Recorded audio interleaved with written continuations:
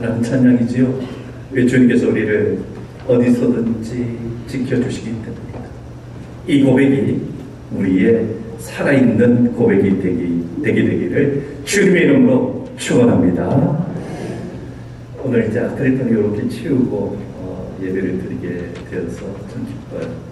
좀 더 이렇게 제가 볼 때도 선명하게 보이고 또 성도님들이 저를 볼 때에도 아마 좀 편안하게 보이실 거예요. 그래서 동의를 하나 구하고 싶은 것은, 그래도 설교할 때는 마스크를 좀 벗으면은 말씀이 더 잘 전달되지 않을까, 발음도 더 정확하지 않을까 해서 하나님 말씀에 더 집중할 수 있을 것 같은데, 마스크를 벗어도 되겠습니까? 네, 벗고 하겠습니다. 감사합니다. 우리가 하나님의 귀한 이 성전에서 예배드리게 되는 것은 참으로 복된 일입니다. 그리고 우리가 주님 앞에 한 가지 변화되어 나가는 것도 복된 일이지요. 그런데 우리의 삶의 환경을 이렇게 본다든지, 요즘 TV에서 계속 나오는 그러한 자연 환경의 현주소, 지구온난화의 현상들을 보게 될 때에는 그 마음이 좀 아파요. 태풍이 생기고 또 사라졌다가 또 생기는데 몇 개가 엎쳐져서 생기기도 하고, 좀 강력한 태풍이 또 하나 올라온다, 일본으로 간다, 그래도 우리한테 피해가 있으면 어떡하나 해서 또 준비하고 대비하는 이런 시대입니다. 뿐만 아니라 우리가 먹고 사는 문제에 있어서도 농작물이 잘 안 되지요. 우리가 숨쉬고 살아가는 것이 힘들고, 사람이 만들어내 놓은 쓰레기들이, 플라스틱 같은 것들이 이 지구의 온 전체를 병들고 신음하게 만드는 것을 보게 됩니다. 과연 이러한 현상들을 보면서 많은 사람들이 말세가 오기로 왔구나 하며 생각을 하게 됩니다. 확실히 우리는 말세 가운데에서 살고 있다라는 마음이 들지요. 물론 성경에서도 말세의 여러 가지 현상에 대해서 말씀합니다. 그리고 다른 어떤 책과 다르게 비교적 자세하게 우리에게 말세에 일어날 일들에 대해서 말씀합니다.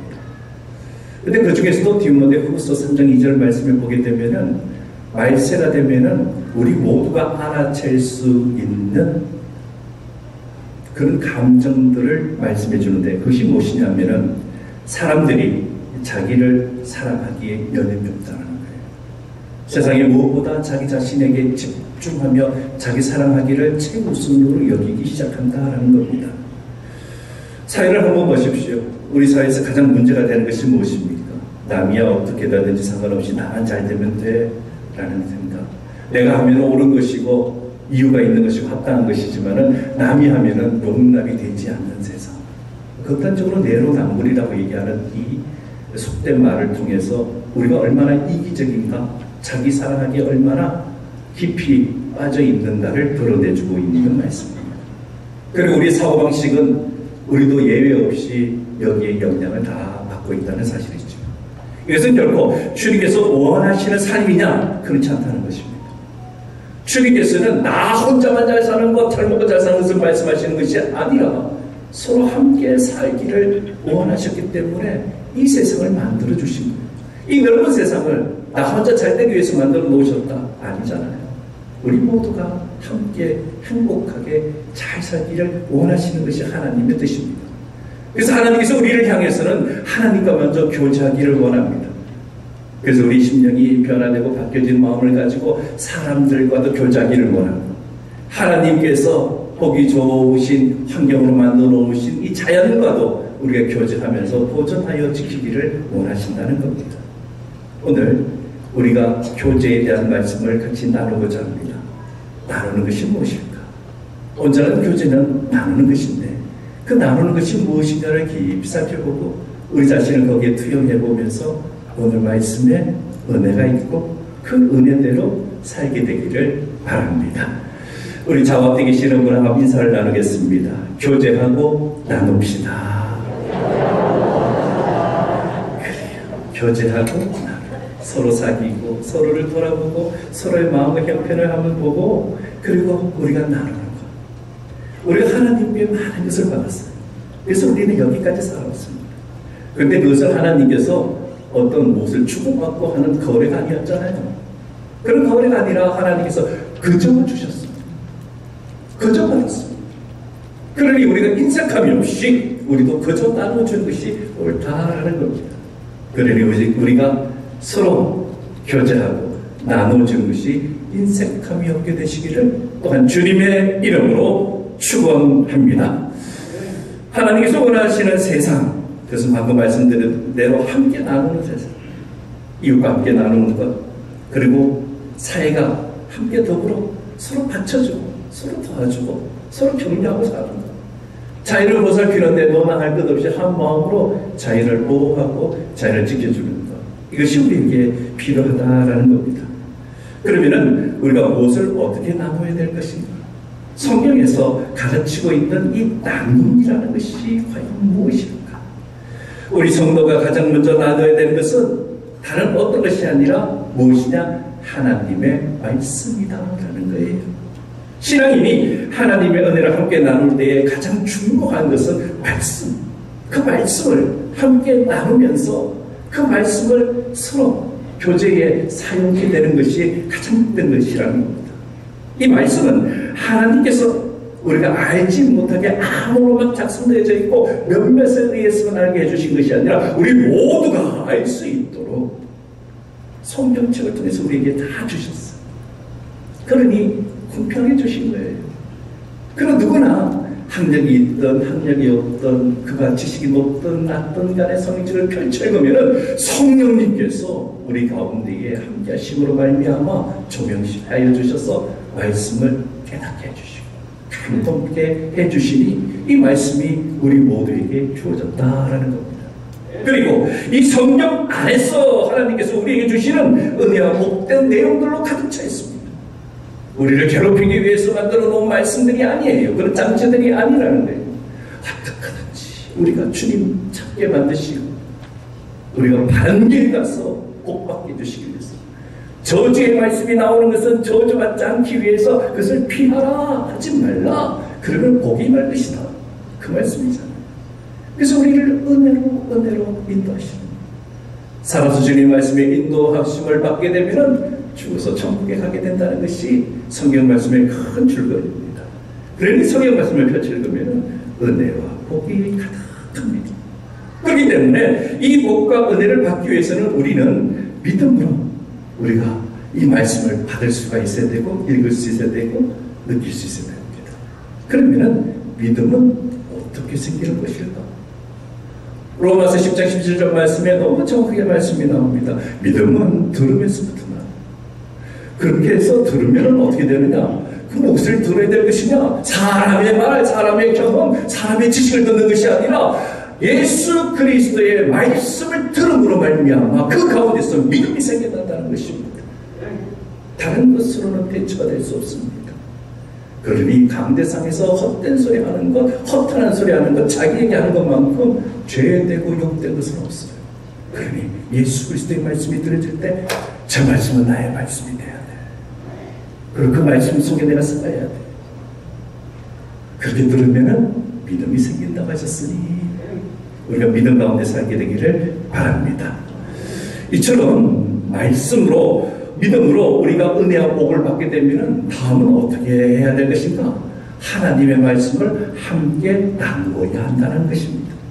우리가 하나님의 말씀을 서로 나눌 때에 하나님께서는 우리에게 주시는 은혜와 뜻을 우리가 바로 알 수 있도록 그 길을 열어주신다는 거예요. 뿐만 아니라 하나님께서 원하시는 삶을 살아갈 수 있도록 우리에게 지시해 줍니다. 이것이 우리에게 복인 줄 믿으시기를 바랍니다. 그러면 하나님의 은혜를 나누는 것이 어떤 것입니까? 우리는 진리와 함께 하는 것이라는 거예요. 진리가 우리와 함께 했을 때 우리가 하나님의 은혜를 받았다라고 표현하는 겁니다. 그러면 진리는 어떤 것입니까? 무엇입니까? 세상의 진리는 하나로 귀결이 됩니다. 성경 말씀에서는 그 진리가 바로 예수 그리스도다, 그렇게 말씀합니다. 예수님 자신도 자신을 드러내면서 말씀하시기로 무엇이라고 말씀하셨느냐면 나는 진리요 생명이다. 그러니 예수님 외에는 다른 어떤 것도 진리를 대체할 수 없습니다. 예수님만이 진리라는 그 말씀을 우리가 온전히 받아들여야 된다. 그렇기 때문에 하나님의 은혜의 진리를 함께 나누게 되면 예수 그리스도와 함께하는 삶을 살게 됩니다. 우리가 예수 그리스도와 함께 할 때에 하나님의 은혜를 맛보는 거예요. 주님이 우리와 함께하지 않으면 우리는 은혜를 맛볼 수 없다는 뜻입니다. 그러니 진리 되시는 주님만 따라가야 됩니다. 우리는 예수 그리스도께서 베푸신 그 구원을 너나 할 것 없이 공평하게 모두가 구원의 대상으로 그 구원을 받았어요. 오직 십자가의 보혈의 은혜로만 그 구원이 주어집니다. 인간의 노력, 인간의 공로로 그 구원이 주어지는 것이 아니, 전적인 하나님의 사랑으로 인해서 불가항력적으로 우리가 피할 수 없는 그 강력한 강권적인 역사하심으로 예수 그리스도의 그 십자가의 보혈로 우리가 구원을 받았으니 이것이 진리라는 거예요. 그러니 이 진리를, 세상에 둘 거 없는 이 진리를 함께 나누며 살아가도록 우리를 부르셨습니다. 그리고 이 진리의 핵심은 다른 어떤 것이 아니라 바로 주 예수 그리스도의 복음입니다. 복음이 진리의 핵심입니다. 예수님께서 이 땅에 오신 최종적인 목적은 무엇인가? 그것은 우리 모두가 복음을 듣고 그 복음으로 말미암아 구원받기를 원하셨다는 겁니다. 그러니까 우리가 예수를 믿는 것도 복음을 통해서 구원으로 나아가는 그 길을 제시해 주는 것이지요. 이것이 하나님의 뜻입니다. 그러면 예수 그리스도의 복음이란 무엇인가? 그 복음이 말 그대로 보면은 복된 소식, 좋은 소식이라는 뜻입니다. 그러면 왜 복된 소식이 복음이 우리 가운데 있느냐? 왜 그러냐? 그것은 우리의 처지를 알아야 돼요. 우리 모두는 죄를 범했습니다. 여기 한 명도 예외 없이 우리 모두는 죄인이라는 거예요. 그래서 하나님의 영광에 이르지 못합니다. 왜? 우리의 욕망대로 살기 때문에. 내 고집과 내 주장대로 살아야지 잘 사는 줄 아는 그런 착각 때문에. 결국에는 우리를 끌고 어디로 가느냐? 주님께로 가는 것이 아니라 우리가 우리를 욕심에 의해서 끌려가면 멸망의 길을 가게 되더라는 겁니다. 성경은 그래서 우리가 죄 때문에 사망에 이르게 되는 것이고 그것을 통해서 지옥까지 이르는 인생이 되어버렸다라고 표현합니다. 그렇게 자기의 원하는 대로 살다가 죽을 수밖에 없는 우리, 불쌍한 우리를 위해서 예수님께서는 구속의 역사, 십자가의 구속으로 하나님의 은혜로 우리 영혼에 값없이 그 피 흘리심으로 우리에게 구원과 우리 영혼의 은혜를 베푸셨다는 거예요. 그리고 그것으로 내버려 두신 것이 아니라 우리를 의롭다 하신 층에 우리를 의롭다 불러주는 게 그것은 우리의 공로가 아니라 예수 그리스도의 공로로 우리가 의롭다함을 듣게 됩니다. 왜? 그래야지 주님의 자녀가 되기 때문에, 그래야지 우리가 영생을 얻기 때문에 그 길을 예수님께서 열어주셨다는 거예요. 그래서 하나님의 자녀로 삼아주신 거예요. 그리고 하나님께서 계신 저 천국의 시민권을 우리에게 허락하여 주신 줄로 믿습니다. 그러니 이 예수 그리스도의 복음을 우리가 그저 받아들이기만 하면은 우리는 천국에 가게 됩니다. 그러나 반대로 받아들이지 않으면은 이 모든 것이 다 헛된 것이 되고 아무 소용이 없어집니다. 그렇기 때문에 이 복음을 우리가 함께 나눠서 구원으로 인도해야 되는 것이 마땅하지 않겠습니까? 그렇습니다. 사람의 복 중에서 가장 큰 복은 구원의 복이에요. 그 구원의 은혜를 누리는 복이 우리 가운데에서 떠나면 안 돼요. 멀어져도 안 돼요. 걸쳐져서도 안 돼요. 온전히 우리 것이 되어야 됩니다. 구원은 인간에게 주신 하나님의 가장 귀한 복이기 때문입니다. 예수님께서 이 구원을 주시기 위해서 십자가에서 자기 자신을 떼어주셨어요. 그리고 그 보배로운 피를 끝까지 마지막 한 방울까지 물이 나올 만큼 우리에게 다 쏟아부어 주셨습니다. 희생하셨다는 거예요. 이 희생의 은혜는 누구에게나 해당되며 보편적인 것이고 또한 객관적인 은혜. 누구는 받고 누구는 안 받는 것이 아니라 모두가 받는 그 은혜라는 거예요. 우리는 이 구원의 은혜를 다른 사람과 함께 누려야 하지 않겠습니까? 나눠야 돼요. 이 구원의 은혜를 자기만 알고 간직하면 분명히 하나님으로부터 책망을 듣게 된다. 성경은 그것을 우리에게 꼬집어서 말씀하고 계십니다. 왜냐하면 구원은 모든 사람이 함께 함께 누려야 되는 예수 그리스도의 은혜이기 때문이에요.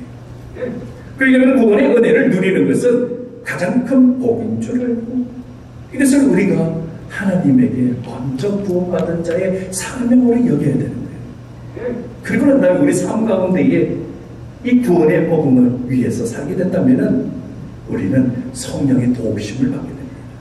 내 힘과 내 능력으로는 안 돼요. 그렇기 때문에 성령께서 우리를 도와주세요.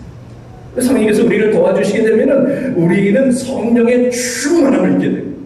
그 충만한 가운데에서 우리가 받은 것을 나누며 살게 될 줄로 믿으시기를 주님의 이름으로 축원합니다. 그러면 이 복된 복음과 구원을 나누는 삶을 살기 위해서는 우리가 무엇을 해야 될까? 어떻게 해야 될까요? 오늘 본문 말씀이 너무 그 부분에서 잘 나와 있습니다. 오늘 본문 말씀 44절과 45절 말씀 보면 이렇게 되어 있습니다. 믿는 사람이, 예수 그리스도를 믿는 사람이, 초기 이 초대교회 성도님들이 다 보시면 돼요. 이 믿는 사람들이 다 함께 있어서 모든 물건을 서로 통용하고 서로 이렇게 서로 사용하고, 45절에 또 재산과 소유를 팔아 각 사람의 필요에 따라 나누어 주었더라라고 기록되어 있습니다. 이 말씀의 요점을 우리가 잘 알아야 돼요. 오해하면 큰 문제가 생깁니다. 우리의 소유를 나누어 주라는 말씀, 그 말씀의 요점이 있습니다. 그러면은 소유가 무엇인가? 우리는 먼저 소유, 그러면은 물질, 물건, 그리고 돈, 재산, 뭐 이런 것을 생각하게 됩니다. 소유. 이런 것들은 소유라고 부르기도 하지요. 근데 이 말씀은 물질적인 소유를 나눠주는 것으로만 오해하고 착각하게 되는 경우가 있었습니다. 그래서 공산주의의 초기 공상적 공산주의라는 것, 여기에서 모티브를 잡으면서 그것을 실현하기 위해서 오늘 이 본문 말씀을 선택했어요. 그래서 공산주의가 이 토대 위에서 세워집니다. 뿐만 아니라 초기에 있었던 기독교 사회주의자들, 그 자들도 이 말씀을 들고 우리가 이렇게 살아야지 지상 천국을 이룰 수 있다. 그래서 물질적인 소유를 공동 재산으로 하는 것, 공동 사업을 하는 것, 공동으로 일을 하는 것, 그래서 지상 천국을 꿈꿔왔다라는 겁니다.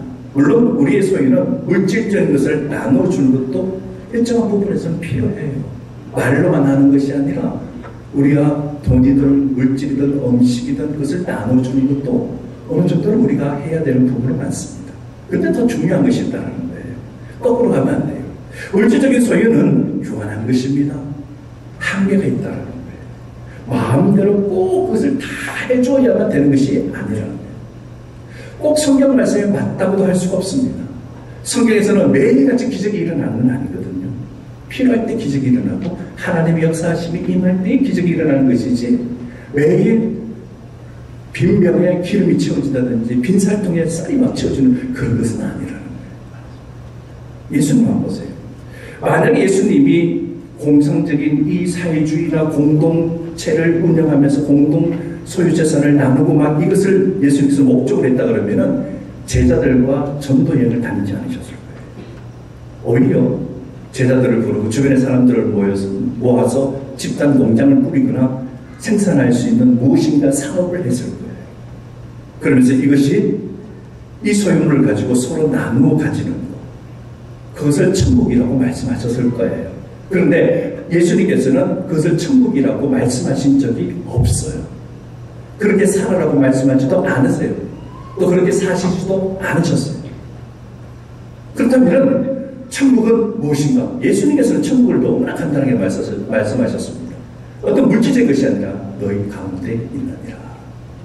주님을 모신 자들이 모이는 그곳이 어디든지 그곳이 이 세상에서 이루어지는 천국이다 말씀하셨어요. 소모되어지고 없어지는 그 물질을 넘어서는 말씀이에요. 하나님의 나라와 하나님의 말씀과 주님을 우리의 편협한 생각과 목적에 맞춰놓아서는 안 된다는 뜻입니다.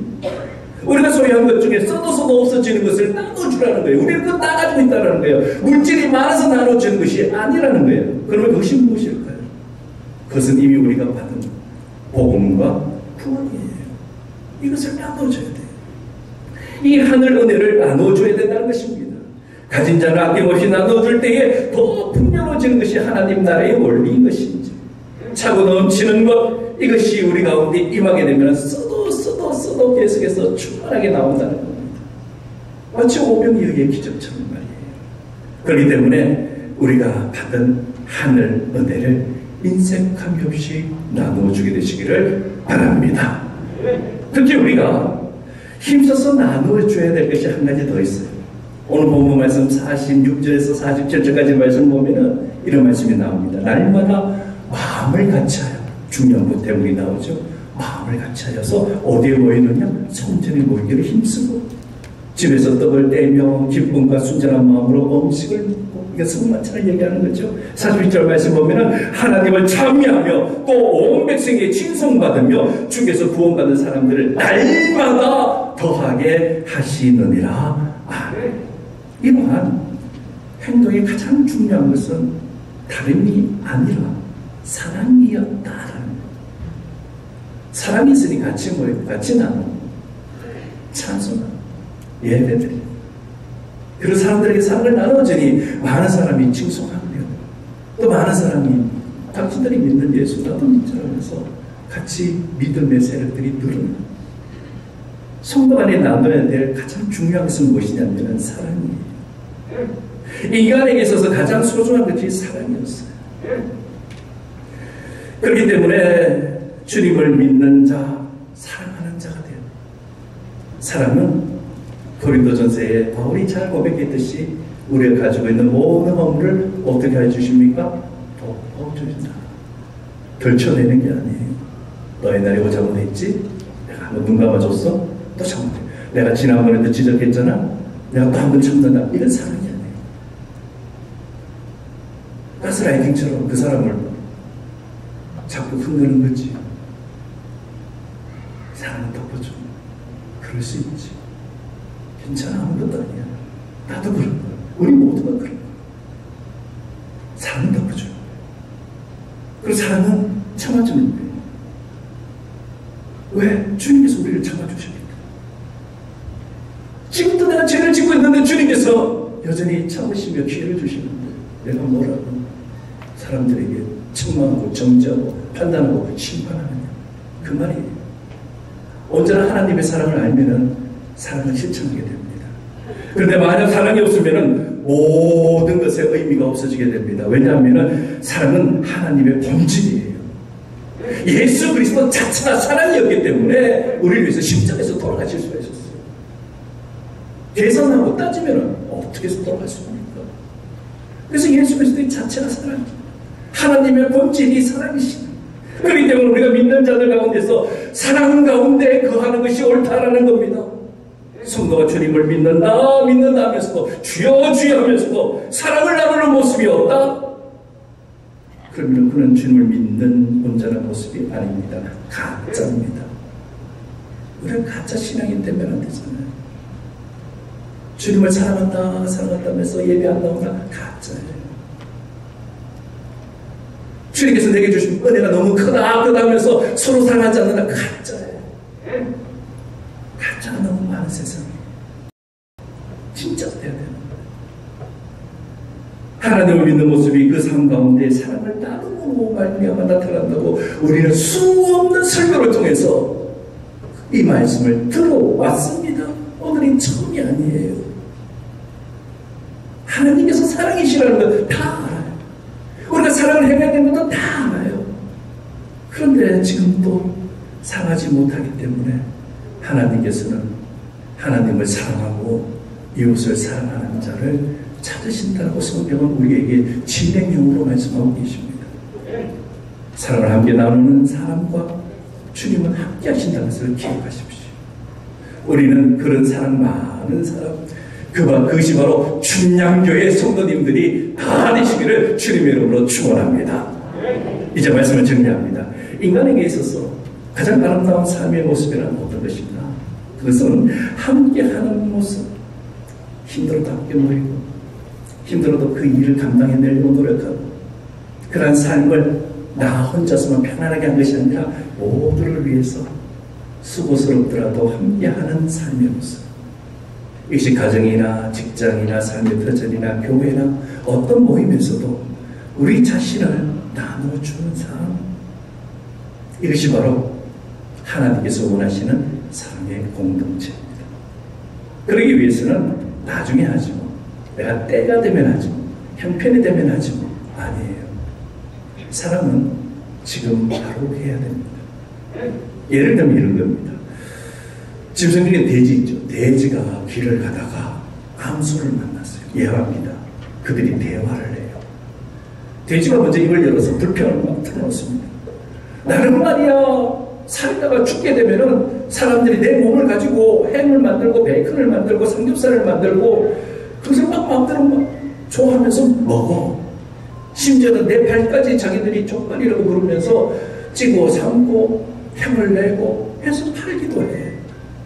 그래서 굶주린 사람의 배 먹고 싶어하는 사람들에게 공급해주는 내 자신이 난 참으로 대견스럽다고 생각하는데 왜 사람들은 나를 싫어하지? 우리 돼지들은 왜 싫어해서 못마땅하거나 그러면 돼지 같은 사람이라고 얘기를 하든가 돼지 같은 놈이라고 얘기하는가. 그런데 소, 암소, 너 특히 너 같은 경우에는 사람들이 다 좋아하잖아. 이렇게 불평을 틀어놓습니다. 암소가 이를 받아 얘기를 합니다. 돼지야, 그것은 당연히 이유가 있단다. 너는 죽어서 사람들에게 유익한 것을 공급하잖아. 근데 나는 살아있는 동안 사람들에게 우유도 주고 사람들에게 나는 힘을 들어주면서 농사에도 도와주는 그런 일을 하고 있지 않느냐라고 말합니다. 이 대화의 중요한 것은 이겁니다. 나중에 아니라는 거예요. 지금 내가 움켜진 것을 나눠주면서 살 수 있는 그 마음, 지금의 마음을 묻는 거예요. 지금 내가 소유한 은혜, 이 은혜를 받은 대로 내가 다른 사람에게 유익으로 나눠주는 삶, 그 삶을 지금 살게 되면 참되게 복되다는 거예요. 그래, 사랑하는 성도 여러분, 우리는 참된 신앙인이지 않습니까? 먼저 사랑을 주는 일에 인색하지만 해도, 그리고 우리가 받아서 누리고 있는 이 구원과 이 복음과 이 은혜를 나누는 삶을 살아야 됩니다. 그래서 주님 때문에 구원받고 변화된 존재로 힘있게 살아가며, 또 우리와 같은 많은 분들이 주님과 함께 갈 수 있는, 동행할 수 있는 그 길을 열어주며 그것을 또 나눠주는 복된 삶, 은혜로운 삶, 이번 한 주간도 나눠주는 삶에 전혀 인색함이 없게 되시기를 주님의 이름으로 축원합니다.